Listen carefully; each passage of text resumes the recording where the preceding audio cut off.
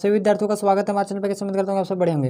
दोस्तों आज मैं आप लोगों को बताने वाला हूँ दिल्ली सल्तनत के विघटन के कारणों की चर्चा करें, यानी कि दिल्ली सल्तनत के विघटन, ठीक है, इसके कारण आपको बताना है। यानी कि दोस्तों दिल्ली सल्तनत जो आपका यहाँ पे जो सल्तनत था, ठीक है, इसका विघटन कैसे हो गया, यानी कि इसका पतन कैसे हो गया, ठीक है, इसका अंत कैसे हो गया, इसके बारे में आप लोगों को बेसिकली बताना है। ठीक है, दिल्ली सल्तनत ये आपका हिस्ट्री ऑनर्स का बहुत ही महत्वपूर्ण प्रश्न आपको मैं बता रहा हूँ कि दिल्ली सल्तनत के विघटन के क्या कारण थे, उसके बारे में आप लोगों को बताना है। इसके कारण आपको यहाँ पे मतलब कि आपको बताना है, ठीक है, क्या कारण था, किन कारणों की वजह से जो था वो दिल्ली सल्तनत का यहाँ पे पतन हो गया। तो देखिए आप लोग लिखेंगे कि दिल्ली सल्तनत के विघटन के कारणों की व्याख्या करते समय यह महत्वपूर्ण है कि हम ध्यान दें कि दिल्ली सल्तनत एक बहुत लंबे समय तक जो है वो चलती गई। यानी कि दोस्तों कहने का मतलब ये है कि इसकी जो विघटन के कारण है इनको जानने से पहले हमें सबसे पहले इस बात को ध्यान रखना चाहिए कि दिल्ली सल्तनत जो है एक लंबे समय तक, यानी कि एक लंबे अवधि तक जो है वो चलता रहा।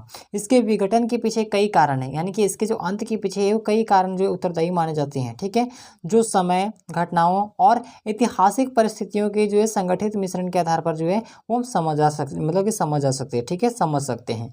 तो दिल्ली सल्तनत के जो है कुछ यहाँ पे महत्वपूर्ण टॉपिक्स लिया गया, यानी कि कुछ महत्वपूर्ण इसके जो है वो विघटन के कुछ यहाँ पे कारण लिया गया। ठीक है, इनके दिल्ली सल्तनत के जो विघटन के कुछ प्रमुख कारण यहाँ पे जो है निम्नलिखित है। तो पहला जो यहाँ पे कारण देख सकते हैं, पहला कारण क्या है, वो तुगलकी, ठीक है, तुगलकी वंश की कमजोरियां। ठीक है, तुगलकी वंश की क्या है, कमजोरी।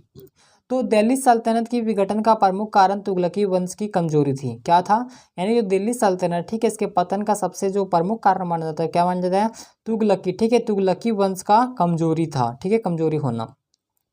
देखिए 14वीं से लेकर 15वीं शताब्दी तक, ठीक है, यानी कि 14वीं से लेकर 15वीं सदी तक इसमें क्या था कि इस वंश के जो है वो कुछ सुल्तान जो थे वो प्रशासनिक निपटारा और नेतृत्व क्षमता में जो है परेशानी थी, जिससे इसका सत्ता और शक्ति कमजोर पड़ गई थी और इससे भारतीय प्रशासनिक और सामाजिक संगठनों को जो ताकत मिली और सल्तनत के आदेशों का पालन करना जो है वो कम हो गया। कहने का मतलब ये है दोस्तों कि जो तुगलकी वंश की इसमें जो कमजोरी थी, ये क्या हुआ कि इसकी कमजोरी के कारण जो है, यानी कि जो आपका दिल्ली सल्तनत है इसके पतन का एक प्रमुख कारण बन गया। यानी कि इसके वजह से जो है वो दिल्ली सल्तनत का जो है कारण, मतलब कि पतन का कारण एक बना। सिर्फ यही नहीं, इसके पीछे भी और भी कई सारे कारण हैं, आप लोगों को बताएंगे। तो देखिए ये आपका है कि तुगलकी वंश की कमजोरियां, तो ये जो था वो 14वीं से लेकर 15वीं सदी में जो था उस टाइम क्या हुआ कि इस वंश में जो सुल्तान थे, ठीक है, उनके जो प्रशासनिक निपटारा और इसके नेतृत्व में क्या हुआ, इसकी क्षमता में जो था वो परेशानी था, जिससे इसकी सत्ता को और जो शक्ति, ठीक है, इसकी सत्ता और शक्ति क्या हुआ, धीरे धीरे कमजोर पड़ गई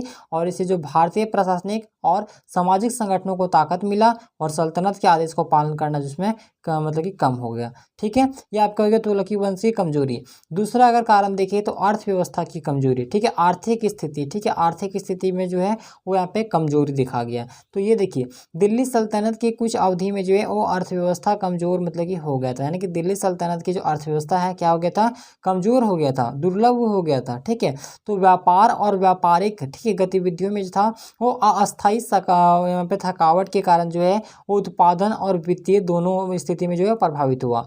यह कमजोरी सल्तनत को संचालित, ठीक है, सल्तनत को संचालित करने की क्षमता को प्रभावित करा और उससे रक्षा के लिए जो है आपूर्ति और संसाधनों की कमी का सामना करना पड़ा। कहने का मतलब ये है दोस्तों कि ये जो है आर्थिक, ठीक है, आर्थिक व्यवस्था का जो कमजोरी यहाँ पे दिया गया है, इसके कारण भी जो था दिल्ली सल्तनत का यहाँ पे पतन हो गया। यानी कि जब लोगों के पास धन नहीं रहा और किसी भी मतलब किसी भी राज्य को चलाने के लिए क्या चाहिए, वहाँ पे जो जनता है, वहाँ पे जो जनता रह रहे उनकी आवश्यकता का जो उनकी जो न्यूनतम आवश्यकता है उसको पूरा करने में मतलब कि वो सामर्थ्य हो। ठीक है, जब हम उनको पूरा कर ही नहीं सकते तो किसी भी साम्राज्य को हम सुचारू ढंग से नहीं चला सकते। तो यही कारण है कि अर्थव्यवस्था की कमजोरी होने के कारण जो है वो दिल्ली सल्तनत का क्या हुआ, पतन हो गया। तीसरा पॉइंट देखिए राजनीतिक और मतलब कि साम्प्रदायिक संघर्ष। ठीक है, तो देखिए दिल्ली सल्तनत के विघटन के दौरान भारत में राजनीतिक और साम्राज्यिक संघर्षों की वजह से भी जो है अस्थिरता दिखी गई और कई अद्यतनों और युद्धों के बावजूद जो है वो दिल्ली सल्तनत के सुल्तान अपनी जो है सत्ता और शक्ति को स्थायी रूप से सुरक्षित नहीं कर पाया, जिसके कारण आंतरिक विद्रोह का सामना करना पड़ा और इसलिए भी जो है वो यहाँ पे मतलब कि दिल्ली सल्तनत का जो है वो पतन होना मतलब कि संभावी हो गया, ठीक है, यानी कि पतन हो ही गया। अब देखिए चौथा जो कारण है आपका है वो बाहरी आक्रमण, यानी कि बाहर के जो लोग थे वो भी क्या किया, आक्रमण दिल्ली सल्तनत के ऊपर कर दिया, जिसके कारण जो था वो दिल्ली मतलब कि जो है वो दिल्ली सल्तनत इसका विघटन हो गया। तो देखिए दिल्ली सल्तनत के विघटन के एक महत्वपूर्ण कारण में से जो है बाहरी आक्रमण भी था। मुगल सम्राट तिमूर, ठीक है, मुगल सम्राट जो था वो तिमूर लंग ने क्या किए कि 1398 में क्या हो, 1398 में दिल्ली को लूट लिया, ठीक है, और शहर को जो है वो अधिकांशतः नष्ट कर दिया। यानी कहने का मतलब ये है कि जो बाहरी आक्रमण जो करने वाले जो व्यक्ति थे वो मुगल सम्राट तिमूरलंग ने क्या किया कि 1398 ईस्वी में दिल्ली को लूट लिया और बहुत ही मतलब कि अधिकांशतः भाग में क्या कर दिया, उसको नष्ट कर दिया। इसके बाद दिल्ली सल्तनत की स्थिति जो है वो धीरे धीरे कमज़ोर हो गई, मजबूती रूप से जो है वो कमज़ोर हो गया और वह विपरीत प्रभाव का सामना करने में जो है वो यहाँ पे असामरिक जो है वो बन गया, जिसके कारण दोस्तों दिल्ली सल्तनत का मतलब कि इन सभी कारणों की वजह से जो है वो दिल्ली सल्तनत का यहाँ पे विघटन हो गया। तो कुछ कुछ पॉइंट मैंने आप लोग को जो महत्वपूर्ण पॉइंट था मैंने आप लोग को बताया। उम्मीद करते हैं आपको वीडियो पसंद है, वीडियो को लाइक कीजिएगा, चैनल पे अगर नए हैं तो सब्सक्राइब लोगों को प्रेस कीजिए।